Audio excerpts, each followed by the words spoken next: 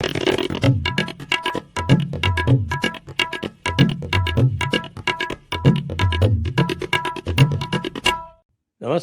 आप सभी का स्वागत है आज के इस कार्यक्रम में। और आज हमारे साथ जुड़ रहे हैं प्रसिद्ध इतिहासकार प्रोफेसर मक्खनलाल जी, और मैं उनका स्वागत करता हूं जयपुर डायलॉग से। आपका स्वागत है प्रोफेसर मक्खनलाल जी, कैसे हैं आप?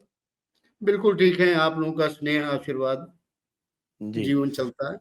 दर्शकों से अनुरोध है कि कृपया चैनल को सब्सक्राइब कर लें और वीडियो को लाइक कर लें। जिन्होंने सब्सक्राइब कर रखा है वो केवल बेल आइकॉन अवश्य दबा लें। तो प्रोफेसर मक्खनलाल जी, आजकल औरंगज़ेब का सेक्युलर चरित्र बड़ी चर्चा में है। तो इसलिए मैंने सोचा, चूँकि आपका औरंगज़ेब पर अध्ययन है, तो आपसे जाना जाए कि औरंगज़ेब जो था वो कितना सेक्युलर था? यानी उसने यदि अपने भाइयों को मरवाया तो वो सेक्युलर कहा जाएगा, क्योंकि फ्रैट्रिसाइड था, विद इन मुस्लिम्स था। कैसे आप देखते हैं औरंगज़ेब को? आपने बहुत अच्छे से ये शुरुआत की कि औरंगजेब का सेकुलर चरित्र था, और ये बात सेकुलरिस्ट ही उठा रहे हैं, कह रहे हैं। जी। एक लाइन में कहें कि दुनिया के सबसे बड़े सेकुलरिस्टों ने अपने ही लोगों का कत्ल किया था 1917 से लेके 1993 तक। अब बता दें आपको, सेकुलर चाइना ने अपने 6 करोड़ लोगों का कत्ल किया था। सेकुलर रशिया ने अपने 5 करोड़ लोगों का कत्ल किया था।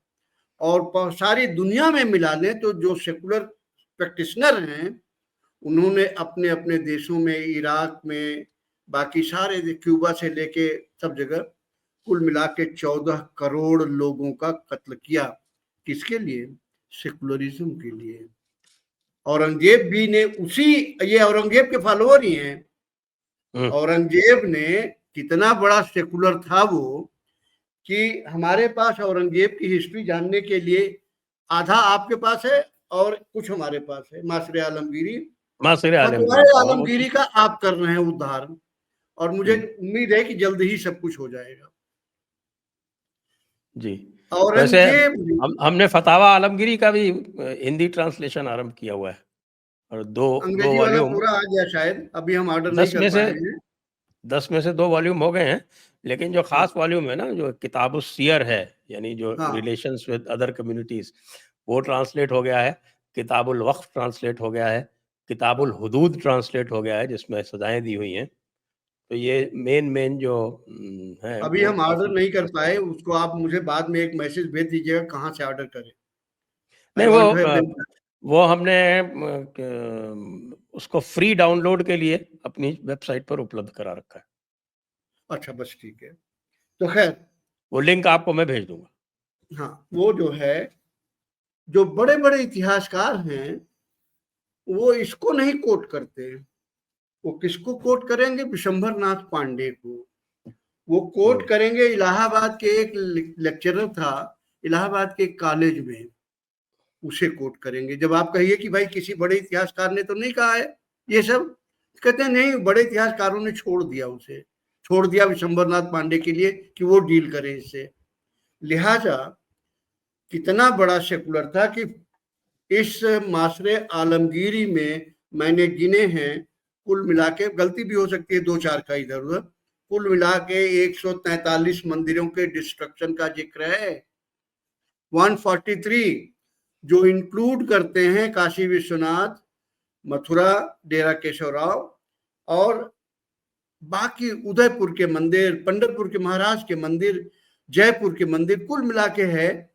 और हर बार ये कहा गया है कि इस्लाम के फॉलोअर ने इस्लाम के लिए रमजान, ज्यादातर रमजान के महीने में ये ऑर्डर दिए कि हिंदुओं के मंदिर गिरा दिए जाएं।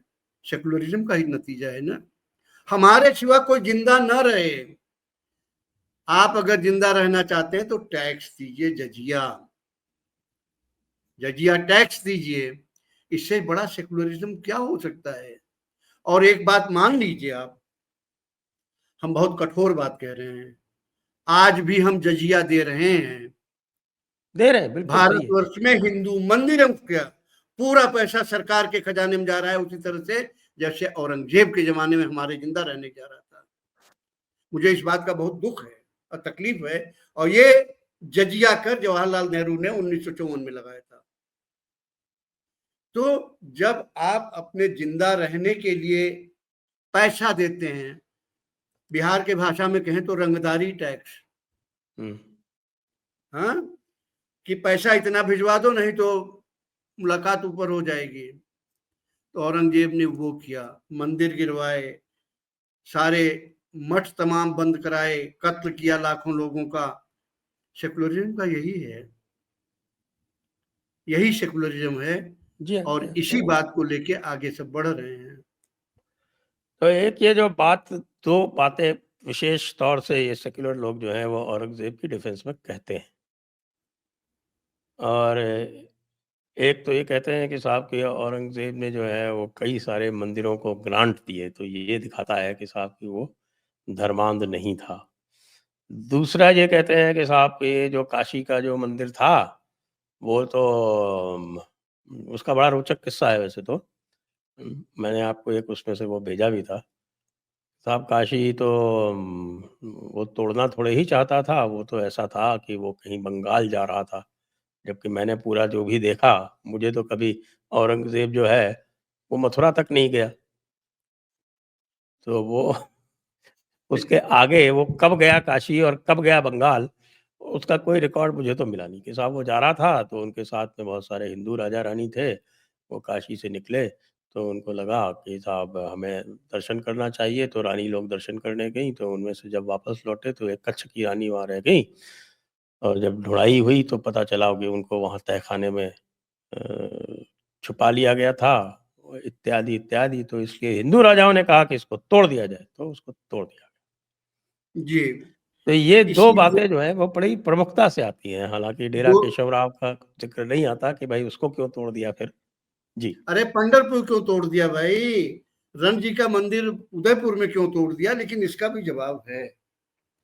औरंगजेब कोई छोटा-मोटा व्यापारी तो नहीं था, जिसने घोड़े पे बैठा या ट्रेन पे चढ़ा चला गया व्यापार करने कलकत्ता बंगाल तक। वो जाएगा तो रिकॉर्ड तो रहेगा भाई कहीं। न तो कहीं उसकी जीवनी में, उसकी हिस्ट्री में, न तो मास्टर आलमगीरी में कहीं कोई जिक्र नहीं आता।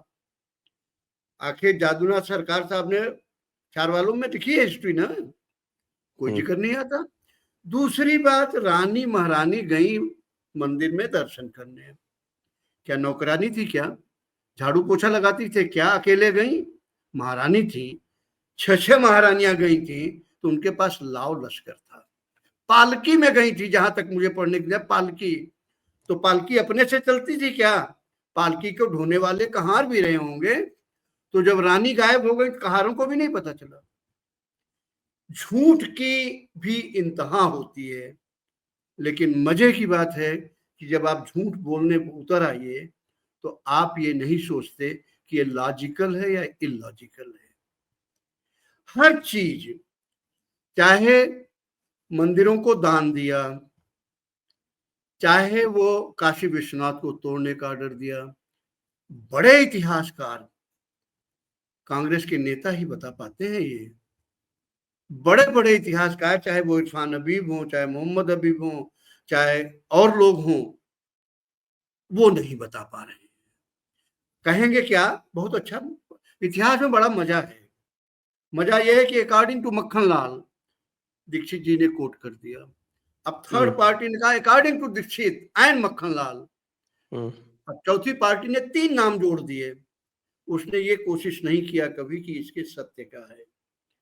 पूरा ये जलेबी इसी तरह बनाई जाती है कि आप उस जलेबी में फंस जाएं और उसके बाद कभी सत्य की खोज में न निकलें।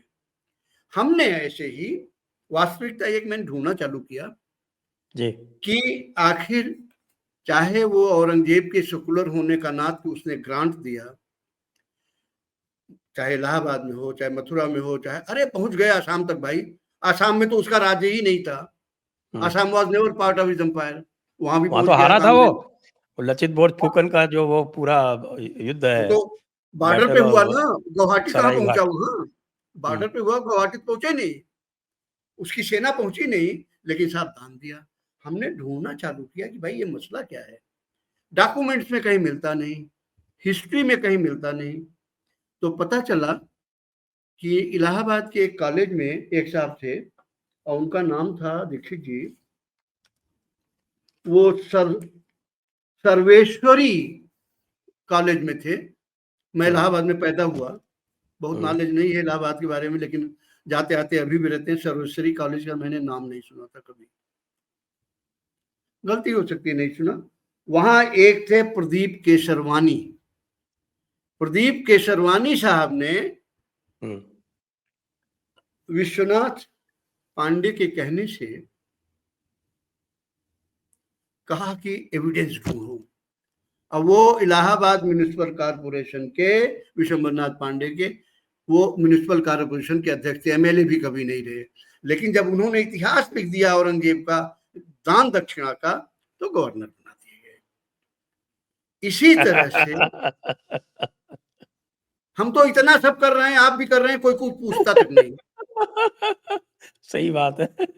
हाँ, तो वो किताब छपने के बाद वो गवर्नर बना गए। विशंबरनाथ पांडे की किताब हर, यहां तक कि जो अभी थी देवी जी शर्मा, क्या नाम बताया, रुचिका शर्मा। रुचिका शर्मा ने टीवी पे हमारे साथ थी। इन्होंने कहा कि वो केपी जायसवाल, विल ड्यूराम को इतिहासकार नहीं मानती, यहां तक कि जो हिस्ट्री ऑफ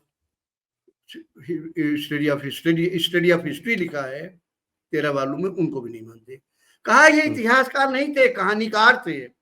इनकी ट्रेनिंग कहाँ हुई थी? क्योंकि वो जेएनयू में नहीं पढ़ने आए ना। जेएनयू में नहीं हुई थी ट्रेनिंग, जेएनयू में पढ़ने नहीं आए, ट्रेनिंग नहीं हुई थी, लिहाजा भी नहीं हुई। आप तो थे एएमयू में ना। आर्नोल्ड टैनबी, विल ड्यूराम, केपी जायसवाल जैसे लोगों को रुचिरा शर्मा जी इतिहासकार नहीं मानती। ऑनलाइन इन्होंने कहा ये बात राजदीप सरदेसाई के उस पे। और उसके बाद विशंबरनाथ पांडे, जदुनाथ सरकार जी को भी नहीं मानती। नहीं, जगन्नाथ सरकार वाज बायस्ड। अच्छा, वो बायस्ड। तो सारी दुनिया जगन्नाथ सरकार को मानती है, सारी दुनिया आर्नोल्ड टैनबी को मानती है, सारी दुनिया मानती है। हिंदू पॉलिटी से बेहतर किताब जो केपी जायसवाल ने लिखी थी 1924 में छपी थी।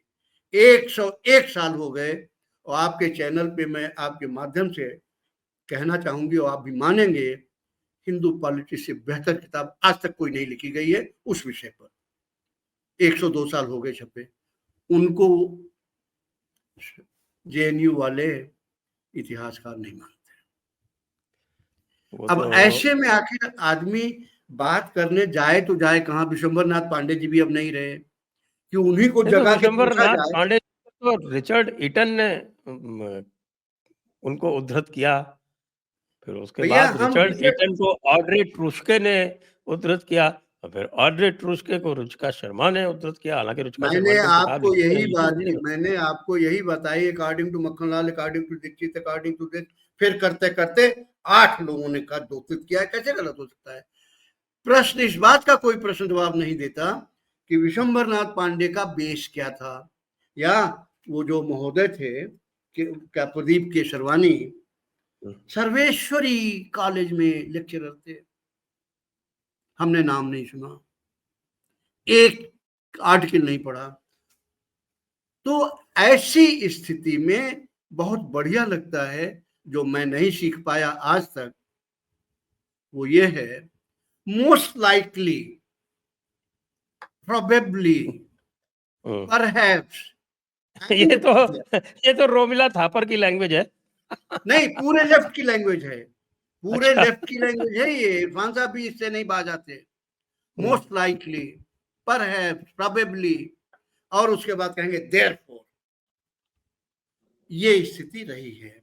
कोई आदमी औरंगजेब के एक भी डॉक्यूमेंट को, चाहे फतवा आलमगीरी से हो, चाहे मासिर आलमगीरी से, आप जानते हो these are authentic document of his court, वहां से कोई कुछ भी नहीं उद्धृत कर रहा है। और वो लोग जो विल ड्यूरा को इतिहासकार नहीं मानते, अर्नोल्ड टाइमबी को नहीं मानते, केपी जायसवाल को मानते हैं, उनके लिए विशंबरदास पांडे और प्रदीप केसरवानी बहुत बड़े इतिहासकार हैं। प्रदीप पांडे एक लोकल कार्यकर्ता थे कांग्रेस के, विशंबरनाथ पांडे तो भाई सिर्फ अगर इलाहाबाद म्यूनिसिपल कॉर्पोरेशन के वो चेयरमैन रह जाते तो उन्होंने जो किताब लिखी उसकी वैल्यू न होती। वैल्यू बढ़ाने के लिए हर आदमी कोट करता है विशंबरनाथ पांडे गवर्नर उड़ीसा, ये कोई नहीं पॉइंट आउट करता कि म्यूनिसिपल कॉर्पोरेशन चेयरमैन इलाहाबाद या प्रयागराज, जो भी कह लीजिए। एक और बात बताएं, औरंगजेब ने बड़ी ग्रांट दी, वो ठीक है। सबसे बड़ा जो विक्टिम बेचारा बना है इस डिबेट में, जो अपने को डिफेंड नहीं कर पा रहा है, वो है कल्हण। हाँ, वो है नहीं अपने को डिफेंड करने के लिए, तो मैंने सोचा मैं ही डिफेंड करूंगा। कल्हण को राज तरंगिणी का बड़ा कोट किया जाता है कि कल्हण ने इतने मंदिर गिराए, इतने लूटे, इतने ये किए। तो मैंने कहा भाई कल्हण श्रीहर्ष को देते हैं ना, वो श्रीहर्ष ने गिराए। वो श्रीहर्ष जो कश्मीर वाले थे ना, उनको कहते हैं कि साहब मंदिर गिराए। कल्हण की राज तरंगिणी में इसका जिक्र है, ये भी कहते हैं। तो भैया रे कल्हण से तो है नहीं, कहाँ मिले, जब मिलेंगे देखेंगे, तब तक हम उनसे कहेंगे कि हम खरीद के ले आए। ये कल्हण की राज तरंगिणी है, कितनी मोटी है देख लीजिए, खरीद के ले आए। पिछले 10-12 दिन से रेफरेंसेस ढूंढ रहे हैं और एक भी रेफरेंस नहीं मिल पा रहा है जिसमें हर्ष ने मार्तन टेम्पल तोड़वाया, ये तोड़वाया, वो तोड़वाया, नहीं मिल रहा है। अगली बार मैं जब डिबेट में जाऊंगा टीवी पे तो कहूंगा भाई मैं तो अनपढ़ आदमी हूं, आप ही जरा इसे देख के बता दीजिए कहाँ है, किस पन्ने पे। मार्तंड मंदिर तो सिकंदर बुतशिकन ने तोड़वाया था। तो भाई रे सिकंदर बुतशिकन तो आप हम कहेंगे ना, वो कैसे कहते हैं? उनको तो हर्ष के खाते में डालना है ना। और महोदय, जब औरंगजेब ने किया तो जरा सब जगह जो है आप जानते हैं, लेकिन आपके दर्शकों को पढ़ के सुना दें। माशरे आलमगीरी के पेज नंबर 60 पर है, कहते हैं कि इन्होंने गिरवाया, उन्होंने गिरवाया और औरंगजेब से कोई जिक्र मतलब नहीं था। जरा देखिए क्या कहता है औरंगजेब, रिकॉर्ड में है ये, आप तो जानते हैं माशरे आलमगीरी रिपोर्ट। माशरे आलमगीरी तो बहुत पहले जो है वो एलियट और डाउसन ने ट्रांसलेट कर दी थी, तो उसको तो फिर उन्होंने कहा कि साहब इसमें तो सब एग्जैजरेशन है। जब मोहम्मद हबीब साहब और रशब्रुक विलियम्स, इन्होंने तो व्हाइट वॉश का कार्यक्रम आरंभ किया था। लेकिन भला हो जगन्नाथ सरकार का, इन्होंने कायदे से कर दिया। तो जगन्नाथ सरकार का हमने दोनों कंपेयर किए हैं। अब वो कहते हैं 60 नंबर पेज पे है, 13 जनवरी 1970 से लेके ये चैप्टर है 1671 तक। इसी में जिक्र आता है पेज नंबर 60 पे, मैंने कहा during this, within quote है, दीक्षित जी और ऑडियंस को बताएं, within quote, during this month of Ramzan abounding in miracles, the emperor as promoter of justice and overthrower of mischief, as known of truth and destroyer of oppression, as Jafar of the guardian of victory and the reviver of faith appropriate, issued orders, no ambiguity, issued orders for the demolition of temples situated at Mathura, famous as Dera Kesharai. Is there any ambiguity in the month of Ramjan? Ramzan तो जिहाद का महीना होता है sir, बाकी लोग कहते हैं साहब शांति का महीना होता है। हाँ, जो लोग रमजान का जो इफ्तार करने जाते हैं वो भी जिहाद में ही शामिल हैं।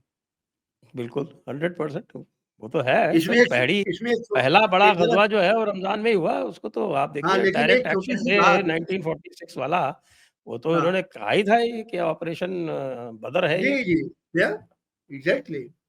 और आपको एक चीज बताएं, महारानी जी गायब हो गई,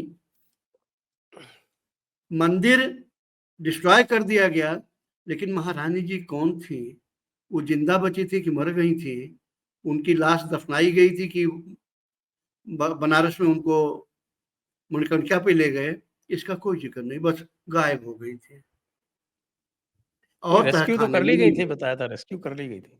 नहीं, रेस्क्यू में ये जिक्र नहीं करते पांडे जी की वो जिंदा रेस्क्यू की गई थी कि मरी, ये नहीं करते। अच्छा।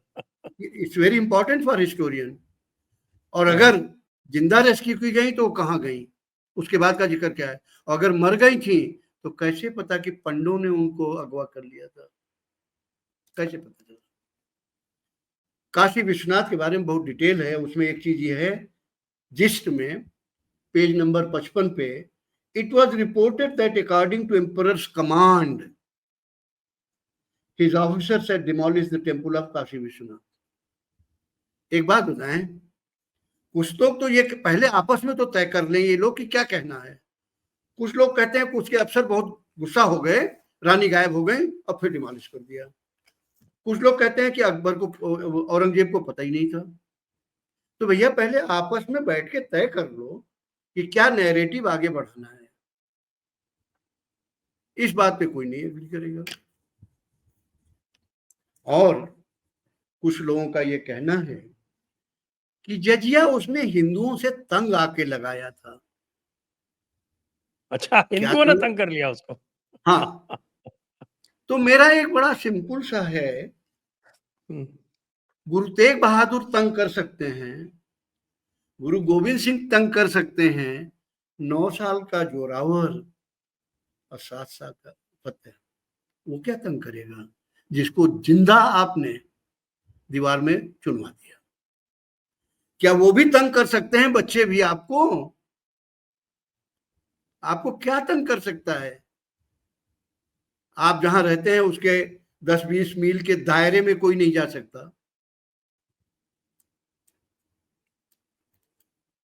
साहब, एक चैनल पर एक साहब कह रहे थे कुछ चीजें बैलेंस करना पड़ता है।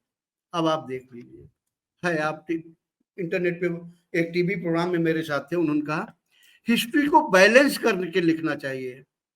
तो मेरी एक अपना मैंने उनसे की, हिस्ट्री को आप हिस्ट्री की तरह लिखिए, इतिहास को इतिहास की तरह लिखिए, बैलेंस करके मत लिखिए, सेकुलर हिस्ट्री मत लिखिए, कम्युनल हिस्ट्री मत लिखिए, इतिहास को इतिहास रहने दीजिए। बैलेंस करने का मतलब यह है, मक्खनलाल की एक टांग टूटी है तो दीक्षित जी मक्खनलाल का एक साथ लिखा जा रहा है, तो दीक्षित की भी एक टांग तोड़ के लिखा जाए, तभी तो बैलेंस होगा ना। बैलेंस हिस्ट्री लिखने का तो मतलब यही है कि मक्खनलाल और दीक्षित के बारे में आप लिख रहे हैं तो मक्खनलाल की एक टांग काट दी गई थी, दीक्षित की दोनों टांगे हैं, लेकिन बैलेंस तो तभी बनेगा जब दीक्षित की भी एक टांग काट के दिखा दीजिए। That's the way.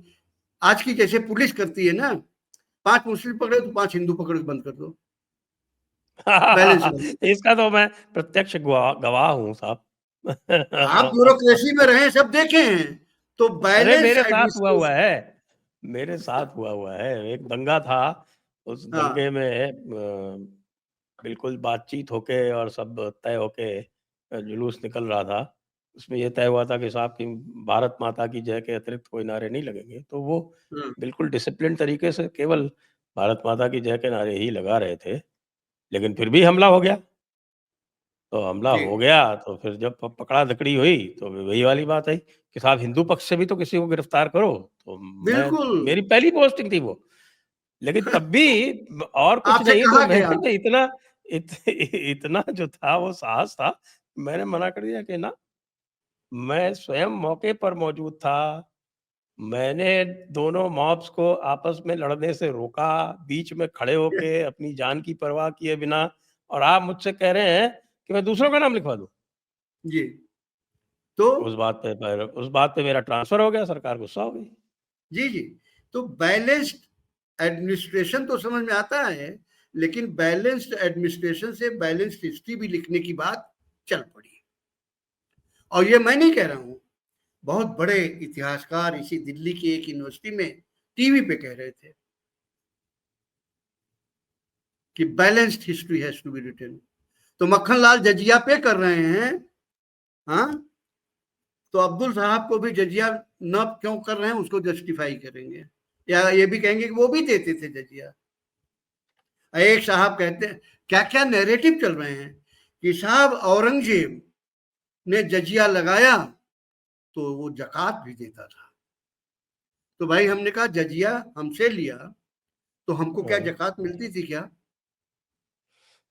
ज़कात तो मुसलमानों को देता था वो। मुसलमानों का ही हक है उस पर। तो मैंने जब ओपन टीवी पे पूछा उनसे कि जजिया मेरे ऊपर लगा, मुझे जिंदा रहने के लिए टैक्स देना पड़ रहा है, रंगदारी टैक्स देना पड़ रहा है। रंगदारी ही तो है भाई, तुम पावर में हो, पावरफुल हो, तो हमसे कह रहे हो जजिया लगाए दो, लाओ टैक्स दो। यही तो होता था पहले, अभी 10-20 साल पहले तक रंगदारी टैक्स। जी। तो टैक्स तो हमसे लिया, हमको मिला क्या? तो कैसे कैसे नैरेटिव चलाए जाते हैं कि वो जजिया लेता था लेकिन इतना दयालु था, इतना दयालु था कि वो जकात भी देता था। कर लो आप तो आपने कर लो। किताब लिखी है ना, वो क्या है वो सेक्युलर और आपके पास कम्युनल के ऊपर? आपके पास भेजा था, होगी, आप अपनी लाइब्रेरी हाँ, में secular politics communal agenda. Communal agenda, जी हाँ, जी हाँ। एजेंडा इज ऑलवेज उसी हिडन, को यू ध्यान नो। में रख के बोल रहा हूँ। The most powerful agenda is the one which is not discussed, not openly. You try to implement it quietly. और उसका रिजल्ट आपको बाद में पता चलता है। चाहे वो 1954 का वक्फ बोर्ड हो, चाहे 1975-76 का इस्लाम का अपना ये जो क्या कहलाता है, मिसेस गांधी ने बनाया था, और उसके बाद चाहे वो जजमेंट सुप्रीम कोर्ट का उलट दिया जाए। 1913 में तो मनमोहन सिंह ने सब कुछ दे ही दिया, आप भीख मांगते फिरिए। किस सेकुलर देश में दीक्षित जी आप ही डकैती भी करेंगे, आप ही वकील रहेंगे और आप ही जज रहेंगे? Waqf board will claim that this is my land, Dikshit is not the owner. Now Dikshit has go back Waqf board, Waqf board will order that you prove and then it will give the judgment. किस देश में है भाई ये? मुस्लिम पर्सनल लॉ बोर्ड शुरू से तो नहीं बना था 800 साल में, मिसेस गांधी ने बनाया था, सेकुलर कंट्री में बनाया था। तो what this secularism is all about? We need to start a discussion on it. ये जो औरंगजेब वाला जो ये काशी वाला किस्सा है, वो इस पे एक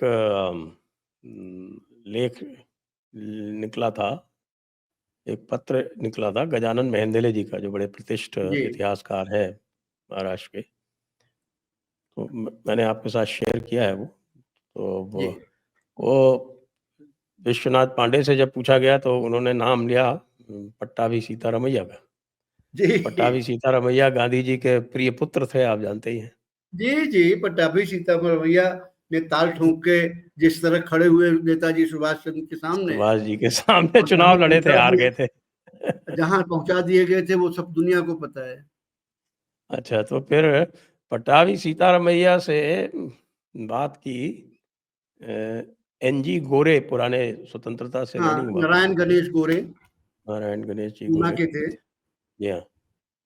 तो ये गजानन जी से एनजी गोरे जी की जो बातचीत हुई वो गजानन जी ने उद्धृत की है। तो नारायण गणेश गोरे जी ने उनसे कॉन्फिडेंस में पूछा कि भाई ये कहाँ से लाए, वो कहाँ से मिला है? तो कहा कि साहब कि ये अवध के एक मौलाना हैं जी, और उनके पास कुछ रिकॉर्ड है, उन्होंने कहा है कि मुझको देंगे वो, तो लखनऊ में है वो, तो वो लेकिन उन्होंने आज मुझको तक बताया है, हाँ तो वो भेजेंगे। कि फिर उनको और गहराई से पूछा जब गोरे साहब ने, गोरे साहब बहुत वरिष्ठ थे, तो पट्टाभी सीतारमैया जी ने उनको ये कन्फेस किया कि ये तो मैंने जो है ये कम्युनल हार्मनी बनाने के लिए किया है। बिल्कुल। आपको बता दें, आज सुबह ही मेहेंदले गजानन जी से मेरी बात हुई। जी। पुणे में रहते हैं, मैंने फोन किया, उन्होंने उठाया, तो व्यस्त थे। उन्होंने कहा कि 2 बजे के बाद आप फ़ोन कीजिएगा। मैं उनसे प्रार्थना करने जा रहा हूँ कि उनका जो आपने पत्रक भेजा था, पत्रक क्या अखबार की वो न्यूज़ उन्होंने लिखा है, उसका हिंदी और अंग्रेजी में ट्रांसलेशन करके कृपया भेज दें, या नहीं सिर्फ हिंदी में दे दें या सिर्फ अंग्रेजी में। मैं आपके इसी चैनल पर उसको शेयर कर लूँगा। क्योंकि मैंने सोचा कि इस वक़्त अगर मेहेंदले गजानन जी हैं उपलब्ध, ईश्वर की कृपा से जीवित हैं, तो इसका लाभ इतिहास को मिलना चाहिए। बिल्कुल, क्योंकि सारी उनकी बातें ऑथेंटिक वॉइस ये है, सो हाँ, उनसे ज़्यादा ऑथेंटिक वॉइस किसकी हो सकती है? बिल्कुल, बिकॉज़ वो फर्स्ट पर्सन की बात है ना। लेकिन जहाँ तक मुझे ध्यान है, आज तक न उन मौलाना का नाम पता चला, न उनके घर का पता चला और न वो डॉक्यूमेंट कहाँ है पता चला। लेकिन वो कच्छ जी, की रानी सब जगह प्रसिद्ध हो गई। हाँ, अरे किसी कि ने ये भी नहीं महारानी का बताया किसी भी रिकॉर्ड में कि भाई औरंगज़ेब बनारस गया कब? गया ही नहीं तो कौन बताए भाई, ये कौन बताए? औरंगजेब कोई जैसा बताया कि कोई छोटा-मोटा आदमी तो नहीं था जो आजकल साइकिल पर मार दुनिया भर के जोले लाद के व्यापार करने के लिए निकल पड़ते हैं, इस मोहल्ले से उस मोहल्ले। तो औरंगजेब तो ऐसा नहीं था ना कि साइकिल से चला गया चुपचाप। अरे औरंगजेब के साथ 4-6 लाख सेना भी तो जाएगी भाई। अरे सर कहीं पूरा तो शहर रिकॉर्ड चलता है, था उसके साथ। तो कहीं तो रिकॉर्ड कुछ मिलना चाहिए। या वो मैंने पढ़ा है उसमें कि आप बताएँगे कि कोई जो उसका जो शहर चलता था तो उसकी जो कोई परिधि होती थी, बल्कि उसकी आप समझ लें कोई 15-20 किलोमीटर तो उसके पूरा, वृत्ताकार पूरा चलता था वो। और जितने गांव शहर कस्बे रास्ते में पड़ते थे उनकी जिम्मेदारी थी कि सबके रहने खाने भोजन का इंतजाम करें। और साथ में आपके मासीर आलमगीरी में मिल जाएगा कि उनके रास्ते में से सारे मंदिर तोड़ दिए जाते थे। सब तोड़ दिए जाते थे। उसी तरह से अब आपको एक पैरेलल दे देते हैं। हम हिंदुस्तान में हैं, सेकुलर हैं। 1950s में जब सऊदिया के किंग आए थे, बनारस जाना चाहते थे, तो जवाहरलाल नेहरू के ऑर्डर से बनारस के सारे मंदिर ढक दिए गए थे। आपको पढ़ा होगा आपने। तो सऊदी एक अरेबिया के किंग के पास इतनी ताकत तो थी नहीं है जवाहरलाल एक नेहरू के पास क्या गिरा था दें। वो एक किसने लिखा था कि एक अदना सा गुलाम आया था। जी, कैश बनारसी ने। कैफ तो एक अदना सा गुलाम आया था अल्लाह का, हाँ, और अ, अपना मुँह छुपाते फिरते थे सनम खाने। ये सनम खाने में वो कैश बनारसी ने लिखा था ये। तो ये स्थिति है इस सेकुलर देश के सबसे बड़े सेकुलर नेता की, कि वो मंदिरों को ढकवा देता है। समझ रहे हैं ना? आजकल योगी जी मस्जिदों को ढकवा रहे हैं। ठीक है, ढकवा रहे हैं भाई। देखिए, हम उनकी उनकी इच्छा है कि मंदिरों को ढक दिया जाए, क्योंकि मेरी आस्था को तकलीफ पहुंचती है। तो आस्था तो सबकी बराबर है ना। हमारे मस्जिद के सामने से गुजरिए तो नारे मत लगाइए। अगर आपकी शादी ब्याह जा रहा है तो बाजा मत बजाइए। तो भैया रे, अगर ये सब हो सकता है तो हमारी आस्था का भी प्रश्न है। दीक्षित जी, आस्था एक तरफा नहीं होती है। हमारी आस्था कोई जो है अ, क्या बताएं, हमारी ये भी तो आस्था वो ऊपर वाले तो की। वो जो अ, देखिए एक तरह से जो ज़िम्मा जिसको बोलते हैं ना, पैक्ट ऑफ उमर, जी, वही ज़िम्मा जो कश्मीर में कोड ऑफ हमादान के रूप में लागू किया गया था। जी, जी, जी। तो वो ज़िम्मा जो है वो भारत में लागू रहा है। हाँ, अंग्रेज़ों के आने उन के बाद भी लागू रहा है और 1947 के बाद तो और भी प्रखर रूप से लागू है। 1947 के बाद तो खुद ही बन बैठे ना। ते सेकुलरिज्म के तंबू के नीचे जितना हो सकता था सब भर दिया। जो चीज 1954 से लेके 2013 तक जो चीजें हमारे मुस्लिम भाइयों को 8 साल तक जरूरत नहीं पड़ी थी, उसे कांग्रेस ने कर दिया। नहीं जरूरत है तुम लो ना, हम दे रहे हैं, जरूरत है। मुस्लिम पर्सनल लॉ बोर्ड क्या चीज है? अरे नहीं, हमें ले लो, तुम ले लो ना। मनमोहन सिंह नहीं रहे, जाते समय पूरी दिल्ली राजधानी दे गए बोर्ड में। उनके जमाने में वक्फ बोर्ड ने क्लेम किया कि ये सब हमारा है, चाहे राष्ट्रपति भवन हो, चाहे पार्लियामेंट हाउस हो, चाहे जो। मनमोहन सिंह उस पर दस्तखत करके गए। वो भूल गए, मनमोहन सिंह भूल गए कि उनके गुरु तेग बहादुर थे, उनके गुरु गोविंद सिंह जी थे। मनमोहन सिंह भूल गए कि इसी दिल्ली में गुरुद्वारा शीशगंज है। कैसे कैसे लोग रहे हैं हमारे यहां। मनमोहन सिंह भूल गए कि अंतिम गुरु के 2 बेटे जोरावर और फतेह 9 और 7 साल की उम्र में छिनवा दिए गए थे। जो न करा दे। ये जो मंदिरों के विध्वंस की बात आती है, तो इसके ऊपर सीताराम गोयल जी ने एक लगभग 1800 से कुछ अधिक मंदिरों की एक लिस्ट पब्लिश की थी, और उनका कहना था कि ये भी प्रिलिमिनरी सर्वे है, फिर उसके बाद वो रहे नहीं। अब वो जो है उसका आज तक किसी ने काउंटर नहीं पब्लिश किया। एक्चुअली 1 मिनट के लिए अगर आप रोकेंगे तो सीताराम गोयल जी की वो किताब आपके दर्शकों को दिखा दी जाए, मेरे पास रखी है। हाँ, मेरे पास भी है। दर्शकों को नहीं, कई बार दर्शकों दिखा को चुका दिखा हूँ मैं। दे, या तो आप दिखा दीजिए या हम दिखा दे दर्शकों को। मैं उसको दर्शकों इसमें जो है ना रिकॉर्डिंग हो रही है, साथ में ऐड कर दूंगा। ठीक है।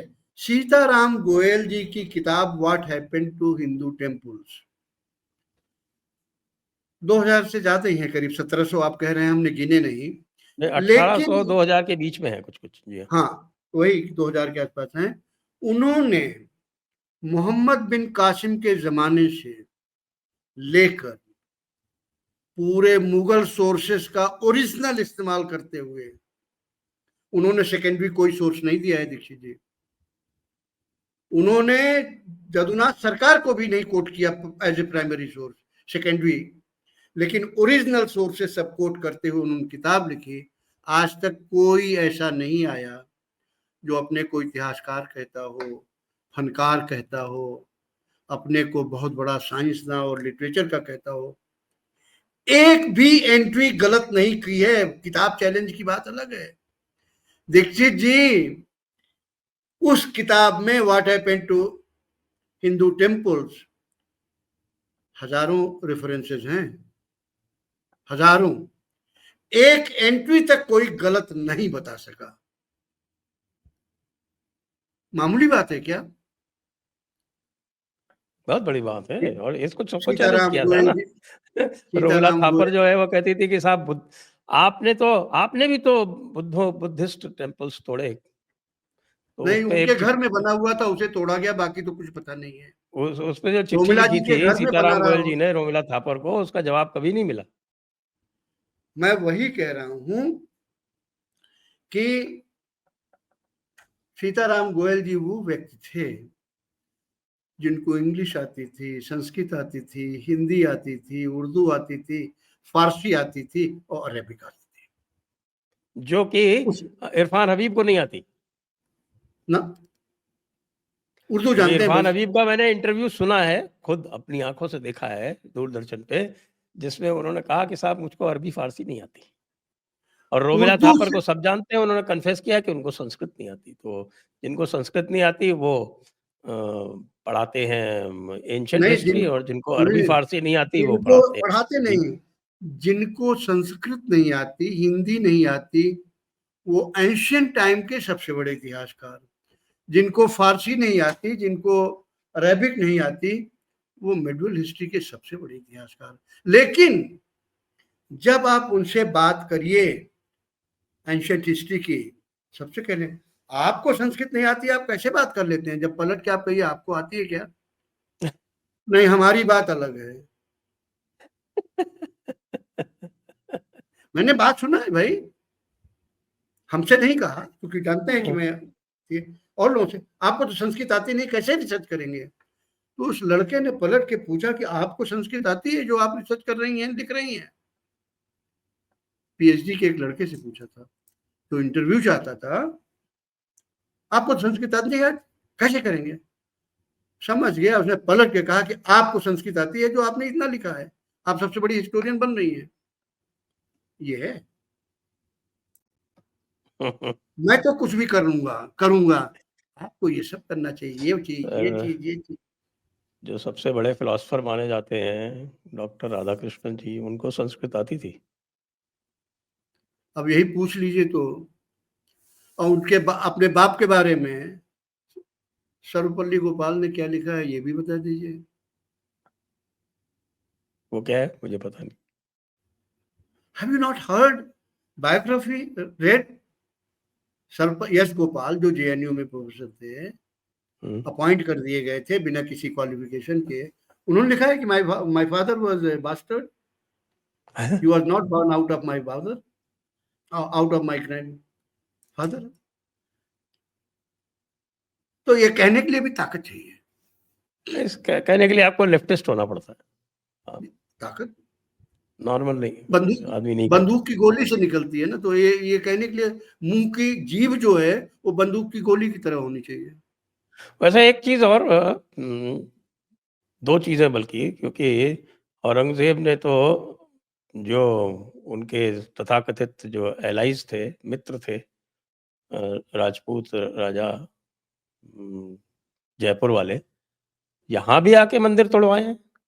हम मैं जहाँ बैठा हूँ उसके बगल में गोनेर का जगदीश जी का मंदिर है, उसको तोड़वाया हुआ है। आमेर में मंदिर तोड़वाए।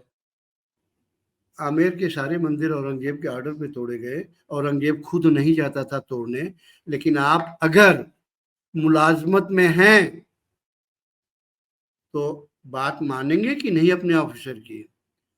तो प्रश्न ये है कि जो नौकरी चाकरी करते थे, क्या जलियांवाला बाग में एक भी बुलेट जनरल डायर ने दागी थी? एक भी single bullet? Was it fired by General Dyer? Who fired? Who fired? उस जुलूस पे जिसमें लाठियां बरसाई गई थी, लाजपत राय जिसमें अंततः चले ही गए, अंग्रेजों ने लाठी मारी थी। हमें कभी कभी बहुत कठोरता से अपने चरित्र के बारे में भी बात करनी चाहिए। 1857 में आते हैं, लेकिन एक इसी सिलसिले में कह दें, बहुत से इतिहासकार कहते हैं अरे साहब औरंगजेब इतना सेकुलर था कि 33-34% उसके यहाँ जो काम करते थे दरबार में, रेवेन्यू डिपार्टमेंट में, वो हिंदू थे। लेकिन ये कहना वो भूल जाते हैं कि एक समय जब उसने हिंदुओं को सबको हटा दिया तो उसकी रेवेन्यू 80% घट गई, तब वो वापस ले आया हिंदुओं को। That was the administration, not the policy. दोनों में फर्क, हम लोगों को फर्क करना चाहिए दीक्षित जी। एक चीज एडमिनिस्ट्रेशन है, एक पॉलिसी है। और दूसरी बात ये समझिए कि ब्रिटिश ने 150 साल रूल किया। आप जानते हैं कि अंत में 1940s में मैक्सिमम संख्या एट ए टाइम ब्रिटिश की इंडिया में 63-64,000 थी। रूल कितने के ऊपर करते थे? 44 करोड़ के ऊपर। It was the Indians who were ruling Indian people on behalf of the government of British or as a servant of British. तो ये थोड़ी आप कह सकते हैं कि ब्रिटिश बड़े अच्छे थे क्योंकि वो सिर्फ 63,000 थे, आप 44 करोड़ थे। What is this criteria? और 1857 में हिंदुओं की सहायता के बिना, हिंदू राजे महाराजे सहायता के बिना क्या अंग्रेज जीत जाते हैं? फर्स्ट वॉर ऑफ इंडिपेंडेंस हो चाहे म्यूटिनी हो, भाई सिंधियास को क्या लेना देना था? अंग्रेजों के साथ लड़े। पटियाला के महाराजा अंग्रेजों के साथ लड़े, जयपुर के महाराजा अंग्रेजों के साथ लड़े, भोपाल के नवाब साहब अंग्रेजों के साथ लड़े, कश्मीर के महाराजा अंग्रेजों के साथ लड़े। कोई बात क्यों नहीं करना चाहता भाई? इतिहास तो इतिहास है ना। हाँ? आप महाराणा को गाली दे रहे हैं, ज़रा इस पर भी बात करके देख लीजिए ना, चलिए बैठ लिया जाए, साक्ष्यों को लेके बैठ लिया जाए। ये सेलेक्टिवनेस नहीं चल पाती इतिहास में। Either you are true historian or you are Vishambharnath Pandey.